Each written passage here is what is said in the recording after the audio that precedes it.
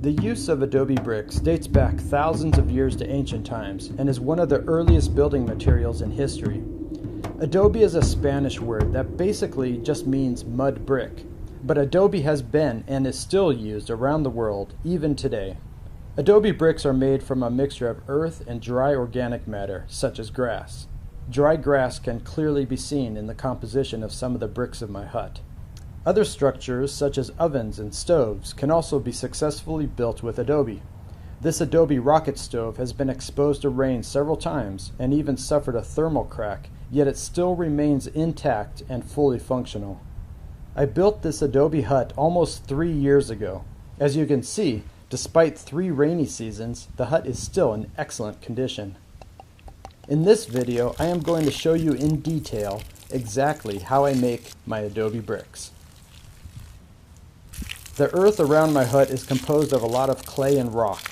During the hot and dry summer months, the ground is extremely hard, so I prefer to wet the soil with water and allow it to soak for about half an hour before digging.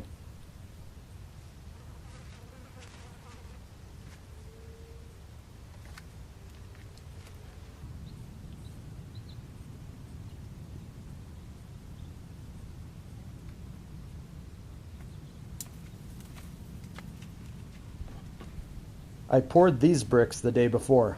Now they are partially dry and can be removed from the brick molds to complete drying. Most people use wooden molds to form the bricks, but this method with pre-formed bricks works just as well for me. If producing bricks of a consistent size is important to you, then I recommend using wooden molds. Placing the bricks on their side helps accelerate the drying phase. These bricks will be fully dry in about a week.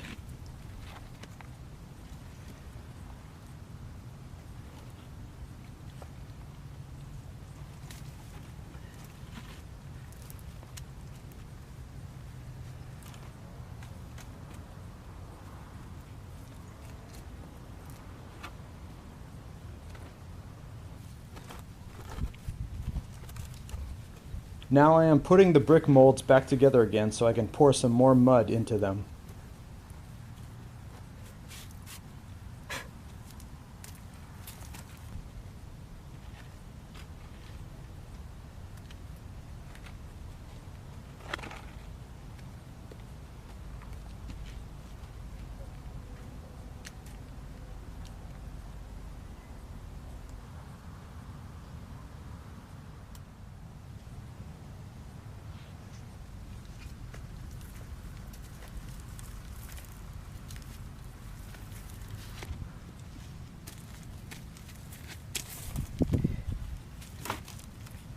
While these bricks are still moist, I can easily remove excess mud and fix deformations.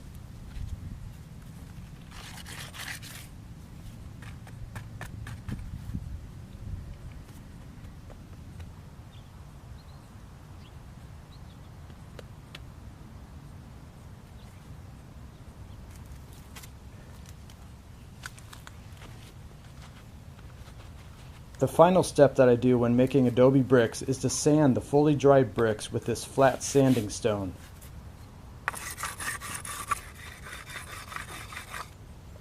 The purpose of the sanding is to remove rough parts and give the brick a more smooth appearance.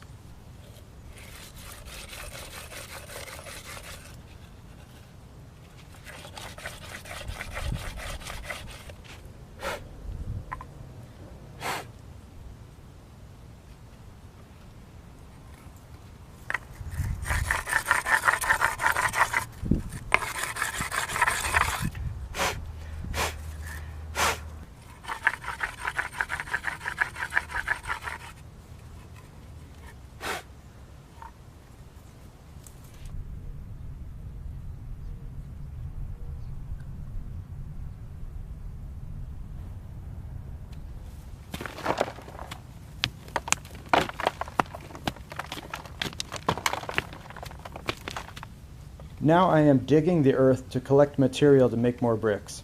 As I said before, there is a lot of rock and clay in this soil, which makes it an excellent source for Adobe bricks.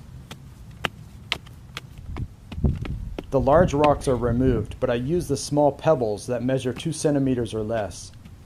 Some adobe bricks are made of a mixture of clay, sand, and dry grass or dung. I don't have a source of sand nearby, so I am using what is readily available here.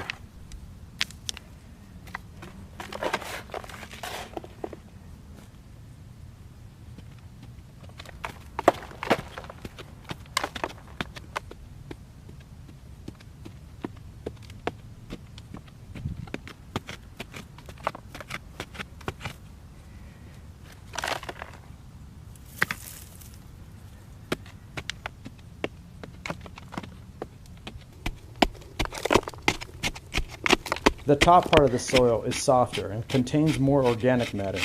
However, hard red clay is found only 20 centimeters beneath the surface.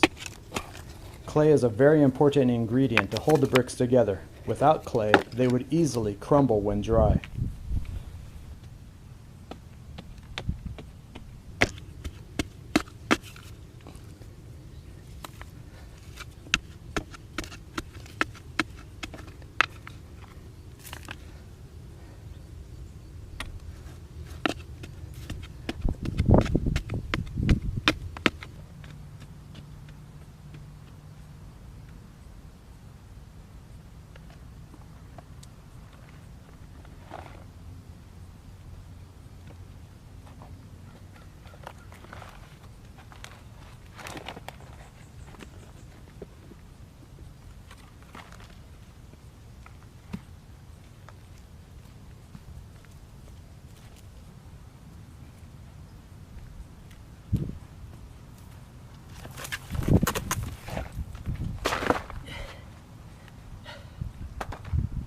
I thoroughly mix the soil and remove any large stones I find. Next, I will need to add dry grass.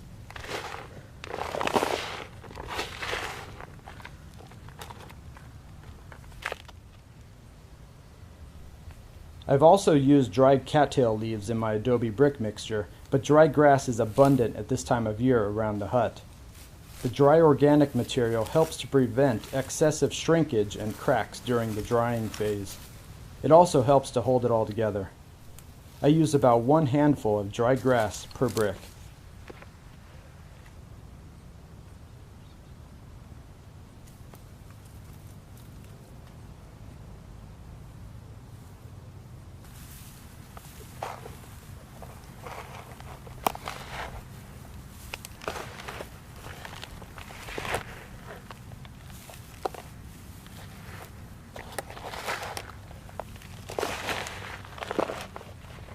After the dry grass is mixed in, it is time to add the final ingredient.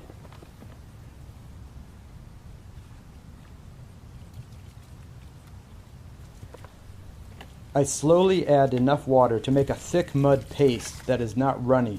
If it is too dry, then the brick will not adhere together well. If it is too wet, then it will bind with the brick mold and ground beneath. It is important to add the right amount of water.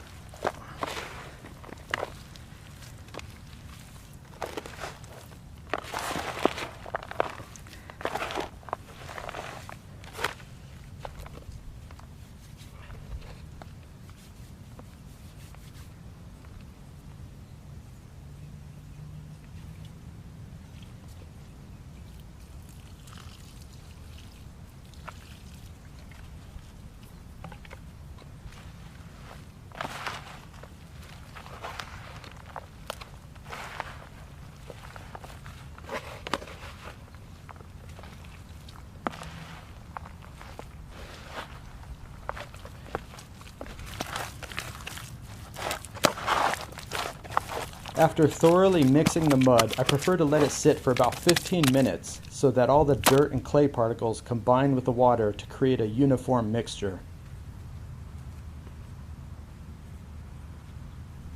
Meanwhile, I continue digging.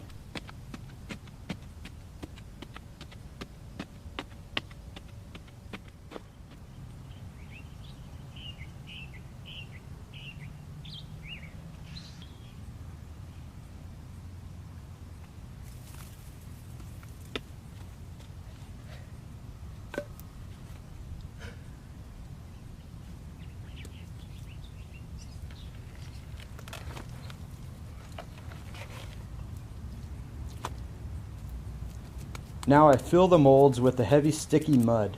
It is important to press the mud down so that it effectively fills the corners of the mold. The goal is to completely fill the molds and leave no airspace in the mud.